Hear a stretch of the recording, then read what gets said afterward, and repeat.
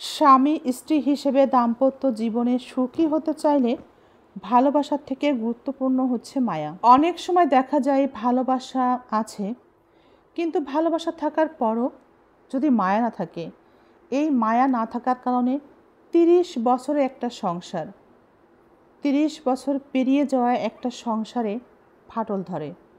দাম্পত্য জীবনে অশান্তি দেখা দেয়। বিচ্ছেদের মতো একটা শব্দ এসে একটা সংসারকে তছনছ করে দিতে পারে। শুধু ভালোবাসা থাকলেই হয় না, সংসার থাকতে হবে মায়া।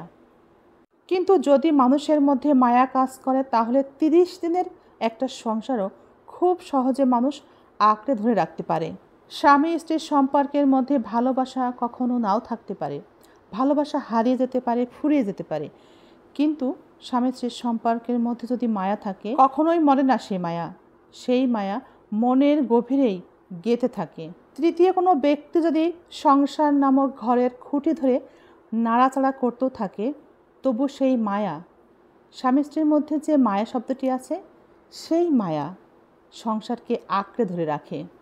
পৃথিবীতে সব থেকে দুর্বল জায়গা হচ্ছে মন, আর সব থেকে দুর্বল অস্ত্র হচ্ছে ভালোবাসা। যে কোনো জিনিস ভাঙলে তো শব্দ হয়, কিন্তু যদি কারো মন ভাঙে তাহলে কোনো শব্দ হয় না। যার মন কখনো ভাঙেনি, সে কখনো বুঝবে না এই মন ভাঙার যন্ত্রণা কত। তাই তো সেই কেবল বোঝে যার মন ভেঙেছে মন ভাঙার যন্ত্রণা কত। সম্পর্কে থাকাকালীন অবস্থায় যদি সম্পর্কের মধ্যে মায়া ভালোবাসা কমতে থাকে, তবে একটা সময় সেই মায়ার অভাবের কারণেই সম্পর্কে থাকা মানুষ দুজনের যে কোনো একজন মিথ্যা বলতে শুরু করে। বেড়ে যায় যদি কোনোভাবেই একবার, তবে মিথ্যা বলা আর কমে না, তা বাড়তেই থাকে। এত কিছুর পরেও কিছু সম্পর্ক টিকে থাকে। আমরা দেখি কিছু সম্পর্ক টিকে থাকার কারণ আমাদের কিছু মানুষের মধ্যে কিছু বদ অভ্যাস আছে। কেউ হাজারো কষ্ট দেওয়ার পরেও যদি হাসি মুখে ভালোবেসে কথা বলে, আমরা অনেকেই এক নিমিষেই অতীতের সকল কষ্টগুলোই ভুলে যাই। তাই স্বামী থাকার পরও আমাদের সমাজে এমন অনেক নারী আছে, তারা তার সংসারে বেঁচে আছে, না আছে শারীরিক সুখ, না আছে মানসিক শান্তি, তবু তারা বেঁচে আছে শুধুমাত্র সন্তানের দিকে তাকিয়ে। তারা শুধু সন্তানের কথা চিন্তা করেই সম্পর্কে টিকে আছে। সম্পর্ক কখনোই মান অভিমান, রাগ ঝগড়া কিংবা ভুল বোঝাবুঝি দিয়ে কখনোই শেষ হয় না। খুবই সুন্দর সম্পর্কগুলো একমাত্র শেষ হয় এই কারণে, একে অপরের সাথে মিথ্যা কথা বলা, বিশ্বাস ভঙ্গের কারণ হওয়া, নিষেধ বারণ না মেনে একই কাজ বারবারই করা, কথা না দিয়ে কথা না রাখা, বিশ্বাস ভেঙে কথার মূল্য না দেওয়া। একটা সম্পর্কের মধ্যে যেমন বিশ্বাসটা অনেক বেশি মূল্যবান, ঠিক তার থেকেও বেশি মূল্যবান কথা দিয়ে কথা রাখা। মানুষ সব থেকে বেশি প্রেমে পড়ে কিসের জানেন? কথার প্রেমে পড়ে। কথা বলার ধরন, অভিব্যক্তি, স্বর এবং রুচিবোধ আর শব্দচয়ন। অবাক হওয়ার কিছু নেই, কথা দিয়েই সবাইকে মেরে ফেলা যায়, আবার এই কথা দিয়েই অনেককে স্বপ্ন দেখানো যায়। অবাক করার বিষয় কিন্তু নয়, কথা দিয়ে কাউকে মারা যায়, আবার এই কথা দিয়েই স্বপ্নকে বাস্তবায়নের অর্ধেক কাজ শেষ করা যায়।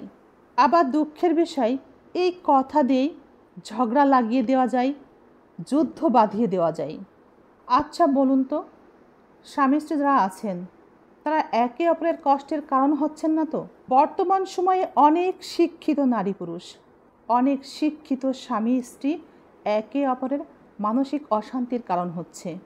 আমরা অনেক শিক্ষিত স্বামী আছি, তাদের স্ত্রীদের ইন্টারনাল কিছু চাওয়ার বিষয়ে একেবারে উদাসীন, গুরুত্বই দিই না, পাত্তাই দিই না।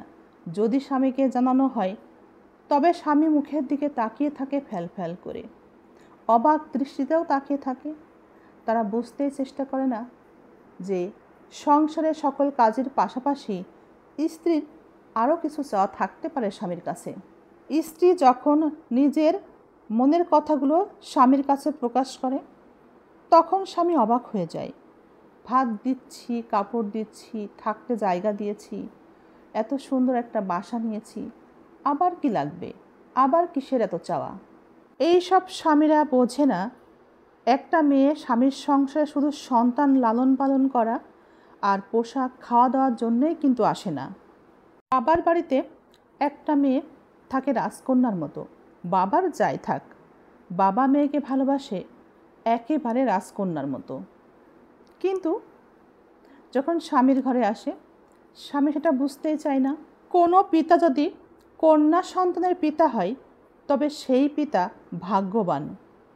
ঠিক তেমনই যদি কোনো পুরুষ বা কোনো স্বামী তার স্ত্রীর জন্য খরচ করে বেশি বেশি, তবে সেই সংসারে রহমত আসে। স্বামী যদি স্ত্রীর পিছনে ইচ্ছামতো খরচ করে, সেই স্বামীর উপার্জনে বরকত আসে বেশি বেশি।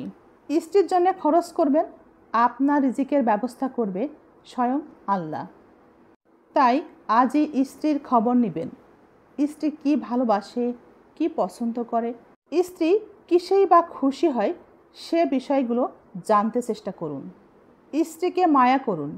স্ত্রীর সাথে দূরত্ব তৈরি করা মানে নিজে নিজের ক্ষতি করা। আপনার স্ত্রী আপনার প্রেমিকা, আপনার বন্ধু, আপনার বান্ধবী। যেভাবে একজন প্রেমিকার খোঁজ খবর নিতে হয়, তার চাহিদাগুলো দূর থেকে হলেও পূরণ করতে হয়, ঠিক সেভাবে স্ত্রীকে প্রেমিকা মনে করুন, স্ত্রীকেই হৃদয়ের বন্ধু মনে করুন। আপনি আপনার স্ত্রীর মানসিকতাকে বোঝার চেষ্টা করুন।